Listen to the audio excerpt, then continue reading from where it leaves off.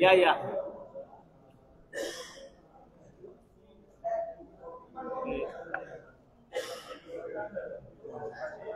Connect करत नाही ना? फक्त दिसण्यासाठी. ओके,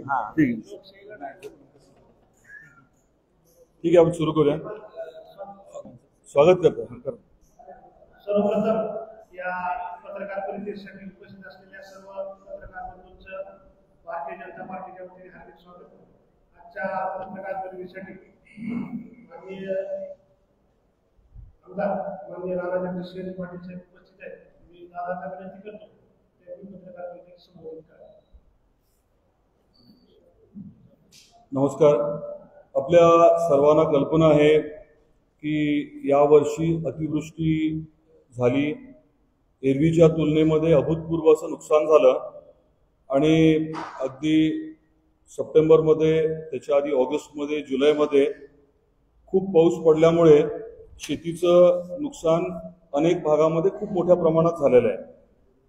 आपल्याला याची देखील निश्चितच कल्पना आहे की खरीपाचं पीक गेल्यानंतर घरी जेव्हा 4 पैसे येतात तेव्हा लग्न कार्य आणि इतर बाबी ज्या असतात त्याच्या अनुषंगाने मग पावलं कुटुंबाच्या माध्यमातून उचलली जातात. आता दुर्दैवाने इतका जास्त पाऊस पडल्यामुळे आणि मोठं नुकसान झाल्यामुळे अनेक कुटुंब आता विवंचनेमध्ये आहेत की जे काही लग्न कार्य त्यांनी ठरवलं होतं त्याचं नेमकं आता करायचं काय. काही लोक दुर्दैवाने असा निर्णय घेण्यापर्यंत पोहोचत आहेत की एखाद वर्ष पुढे जाऊ दे. काही जण जे आहेत ते कर्ज काढण्याच्या मनस्थितीमध्ये आहेत.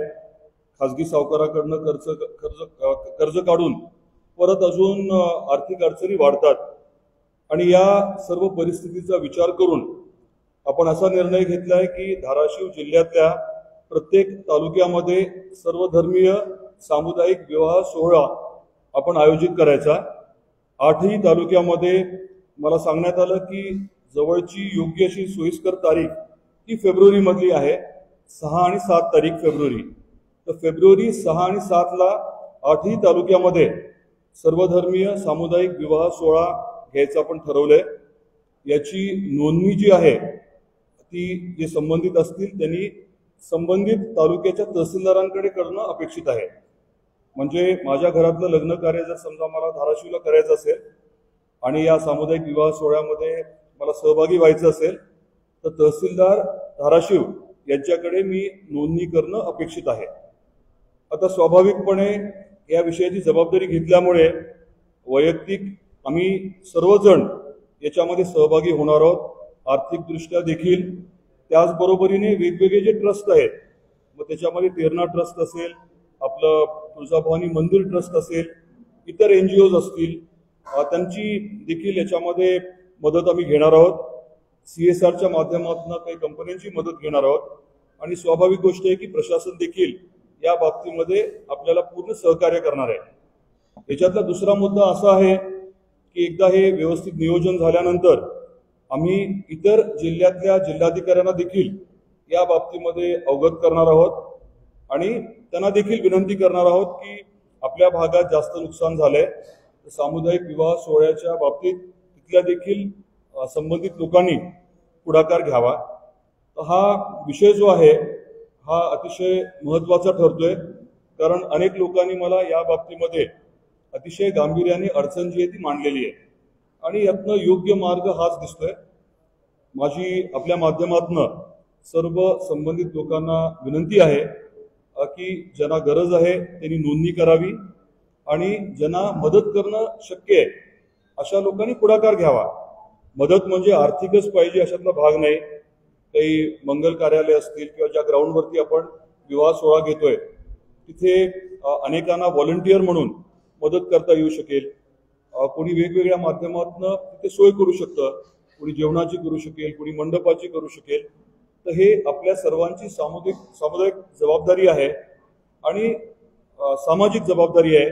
या भावनेतून सर्व लोकांनी, मग ते राजकारणी नेते असतील, कार्यकर्ते असतील, विविध संघटना असतील, व्यापारी असतील, सर्वांनी याच्यामध्ये पुढाकार घ्यावा अशी अपेक्षा मला या निमित्ताने व्यक्त करायची.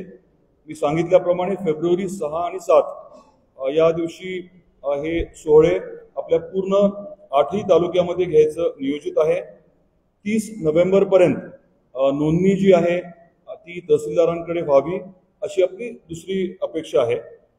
याच बरोबरीने आपल्या माध्यमातून मला अजून एक आवाहन करायचं होतं. 30 तारखेला माझ्या वाढदिवसाच्या निमित्ताने मी मुंबईत आदरणीय डॉक्टर पद्मसिंह पाटील साहेबांबरोबर थांबण्याच्या बाबतीमध्ये ठरवलेलं आहे. तर सर्व जे आमचे काय संबंधित आहेत नेहमी काय प्रेमाच्या भावनेतून जे येत असतात भेटायला, त्यांना मला हे आवर्जून सांगायचंय की आपल्याला जे योग्य वाटतं तसं सामाजिक कार्य जे आता अडचणीत आलेत अशांना मदत जे करणं शक्य असेल, काही विद्यार्थ्यांना मदत करणं शक्य असेल ते आपण करू शकला तर मी आपला अत्यंत आभारी राहीन आणि तीच माझी आपल्या सर्वांना विनंती राहील.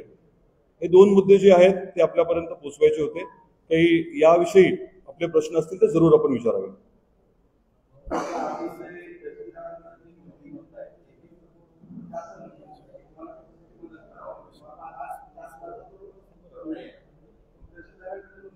हा सामाजिक उपक्रम आहे आणि योग्य व्यक्ती, कोणीतरी एक योग्य व्यक्ती असावी, त्यामुळे तहसीलदारांकडे ती नोंद होईल. तहसीलदारांनी काही बाकी करणं अपेक्षित नाहीये. सरकारी पैसा जो आहे तो जनतेकडनं उभा राहणार आहे, वेगवेगळ्या ट्रस्टकडनं उभा राहणार आहे, परंतु सुसूत्रता आणावी या अनुषंगाने जिल्हाधिकाऱ्यांबरोबर मी चर्चा केली आहे आणि तहसीलदारांकडे फक्त नोंदणी होईल. पुढची प्रक्रिया आता तुम्हाला सुद्धा त्याच्यात इन्व्हॉल्व्ह व्हायचंय, सर्वांना तुम्हाला, तर खऱ्या अर्थाने आपण काहीतरी केलं असं प्रत्येकाला भावणार आहे. हे कुठलं एकट्या दुकट्याचं काम नाहीये आणि फक्त आपल्या जिल्ह्यापुरतं मर्यादित राहणार नाहीये. तर जिथे अति नुकसान झालंय अशा सर्वच जिल्ह्यातल्या जिल्हाधिकाऱ्यांना हे आपण कळवतोय आणि मग ते पुढाकार घेऊन समाज म्हणून आपली जबाबदारी म्हणून हे करण्याचं आपलं नियोजन आहे.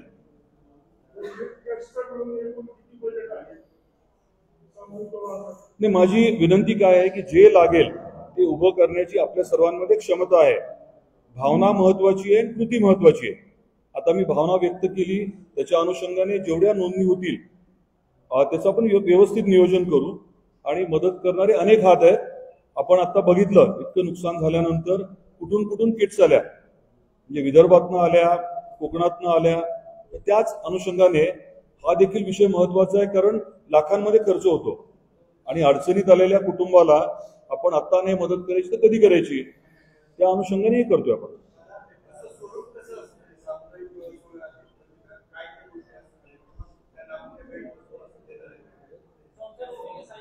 साधारण आपली पद्धत कशी असते, एरवी जी पद्धत असते तसंच असणार आहे. प्रत्येक जोडप्याला काही बेसिक गोष्टी ज्या त्या आपल्याकडनं मिळणार आहेत. त्याची आता तपशील आज मी देणार नाही, परंतु जनरली जे केलं जातं ते सगळ्याच गोष्टी आपण करणार. आपल्या जिल्ह्यामध्ये इतर सामुदायिक विवाह सोहळा ज्या पद्धतीने होतो त्याच पद्धतीने किंवा 1-2 पावलं पुढे जाऊन आपण करू, कारण सगळेजण मिळून आपण करतोय. आपण ठरवले करायचं म्हणून, म्हणजे मी जबाबदारी घेतोय, पण एकटा नाही, म्हणजे एकटा करणार नाहीये, सगळ्यांना बरोबर घेऊन करणार आहे. कुठल्या एकट्या व्यक्तीचं हे काम नाहीये. जबाबदारी मी घेतोय कारण मला हे गरजेचं वाटतंय. जसं आपण वेगवेगळे विषय हाताळत होतो, म्हणजे खरडून गेलेल्या जमिनीचं आपण बोललो, किंवा द्राक्षाच्या बागा आधी घेत नव्हते, नुकसान नाही म्हणून सांगत होते, पण ते गरजेचं वाटलं आपल्याला. असे जे मुद्दे आहेत त्यातला हा विषय, आणि हा मी स्वतःहून नाही काढलेला, लोकांनी जी अडचण माझ्यासमोर व्यक्त केली त्याच्यातला हा भाग आहे. एकच आहे, मला आठवतं ना, आठवतं आपण चॅरिटी कमिशनर ऑफिस मधनं निरोप दिला होता.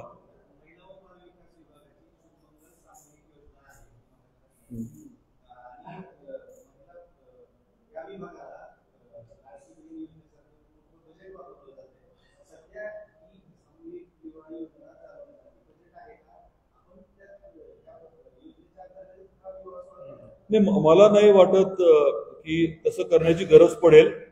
राज्य सरकार आपली आपली जबाबदारी पूर्ण करेल. निधीच्या बाबतीत मी सांगू शकणार नाही, पण हा विषय जो आहे तो राज्य सरकारचा पैसा म्हणजे कुणाचा असतो, आपलाच पैसा आहे. आपण सर्वांनी मिळून हे करायचं असं नियोजन आहे.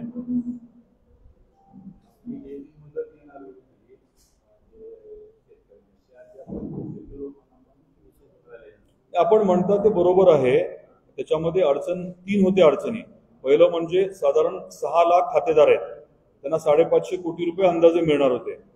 बँकेतल्या प्रक्रियेला थोडा वेळ लागतोय. आजही दिवसभरात 2दा माझं बोलणं झालं. दुसरी बाब ही आहे की मध्ये काही बँकांच्या सुट्ट्या होत्या. आज मोठ्या प्रमाणामध्ये पैसे जे आहेत ते ट्रान्सफर होणार आहेत. उद्या सकाळी आम्ही आपल्याला त्याची यादी देऊ शकेन की किती अधिकच्या लोकांना पैसे जमा झालेत आणि किती झालेत. आज रात्री उशिरापर्यंत चालणार आहे. रात्री उशिरा किंवा सकाळी लवकर आपल्याला ती यादी मिळेल. मी उपलब्ध झाली की लगेच आपल्यापर्यंत पोहोचवतो.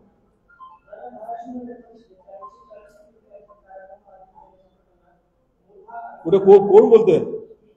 हा,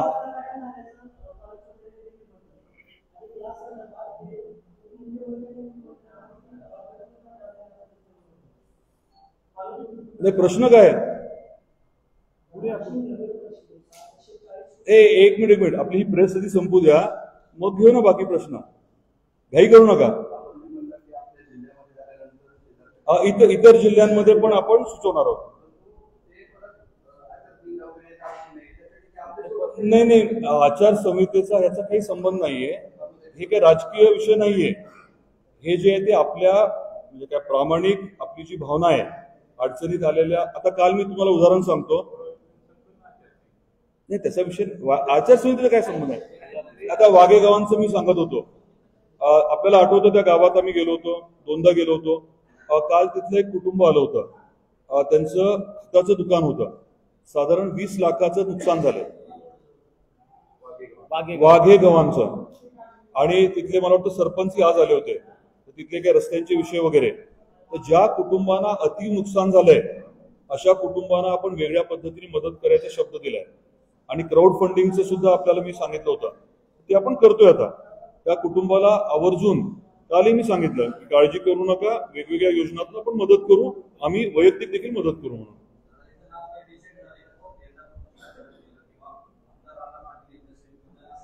नाही तसं काही नाही. म्हणजे मी एकटा करणार वगैरे असं काही नाहीये. ही काळाची गरज असल्यामुळे आपण करायचं ठरवलंय, पण सगळ्यांच्या मदतीने, सर्वांच्या सहकार्याने. बॅनर कशाला लागतं प्रत्येकाला? नाही तसं काही ठरवलेलं नाहीये. काही तुम्हाला काही नाव सुचलं तर सांगा, ते करू आपण.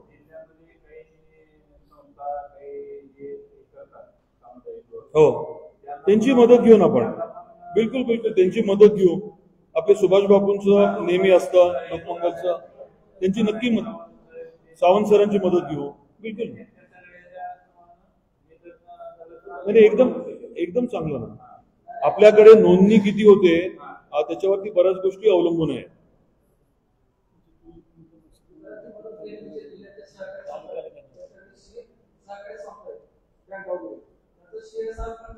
आणि त्यांची मदत घेऊ आपण. सगळ्यांचीच घेऊ ना मदत आपण. एकावरती ताण न देता सगळ्यांची घेऊ. CSRचा आपण म्हटलं तर बिलकुल विचार करतोय आपण.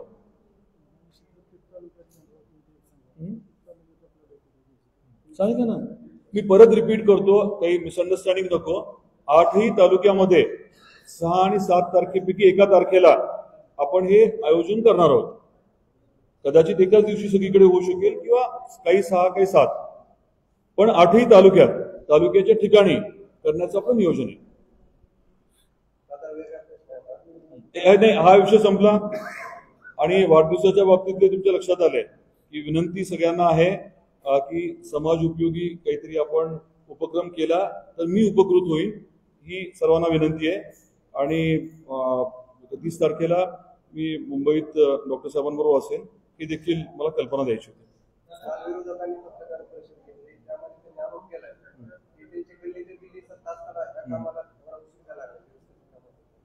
ते सांगणार होते ना कशाने उशीर लागला ते. त्यांनी नाही सांगितलं. सांगतील आज ना तर उद्या सांगतील, नाही तर कळेल तुम्हाला. आपल्यासाठी महत्वाचं काय आहे? तुम्ही धाराशिवमध्ये सगळे राहता, तुमच्यासाठी काय महत्वाचं आहे? रस्त्याचं काम सुरू होणं. आजच मी आढावा घेतला, नळदुर्ग आणि तुळजापूरमध्ये 70% रस्ते झालेत. तिथे त्या काही 150 कोटीचं एक आहे, मला वाटतं 100 कोटीचं, म्हणजे 250 कोटीची कामं त्या 2 शहरामध्ये आता चालू आहेत. तुम्ही जाऊन बघा ना, रस्त्याची क्वालिटी बघा, नागरिकांना विचारा, म्हणजे तुमच्या लक्षात येईल. आणि आपण कुठे मागे राहिलोय? फेब्रुवारी 2024चा GR आहे. म्हणजे मला जास्त नाही याविषयी बोलायचं.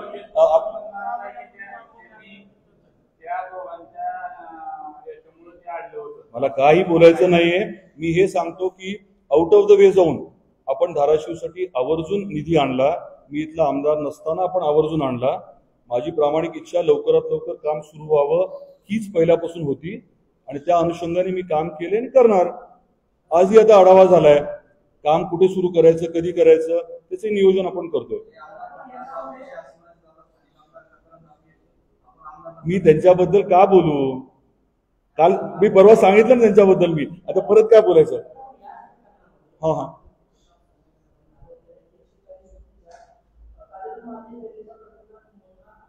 असं कोण म्हटलं? कोणाला? तुम्हाला बोलले? तुम्हाला बोलले का? कोणाला बोलले? अहो त्यांना आरोप करू द्या, मग बोलू ना आपण. अहो त्यांनी त्याच्याबद्दल मी काय बोलू? तुम्ही पत्रकारितेमध्ये नवीन आहात का काय? हो ना, माझ्यावरती कोणी आरोप केला? हा, मला तो आरोप केलेला दाखवा. असं कसं आहे, मोठ्या माणसाच्या बद्दल एकदम डायरेक्टली मी काही बोलू शकत नाही जोपर्यंत मी खात्री करत नाही. तुम्ही म्हटलं म्हणून मी कसं बोलू? एक मिनिट, ह्या विषयावरती ना हे पहा, तुम्ही सगळे समजूतदार लोक आहात. माझ्यापेक्षा जास्त सगळं तुम्हाला माहिती आहे. त्यात नको जायचं. काम लवकर कसं सुरू होईल, दर्जेदार कसं होईल याच्याकडे लक्ष द्या. तुम्हाला उद्या धाराशिवमध्ये राहायचं ना सगळ्यांना, त्याच्याकडे लक्ष द्या. ज्या चांगल्या गोष्टी होत आहेत त्याला तुम्ही मदत करा, प्रोत्साहन द्या. हे उगा बिनकामाचे लोक आहेत, त्यांच्या बाबतीमध्ये तुम्ही वेळ घालू नका आणि माझा तर बिलकुल घालू नका. धन्यवाद सगळ्यांचे.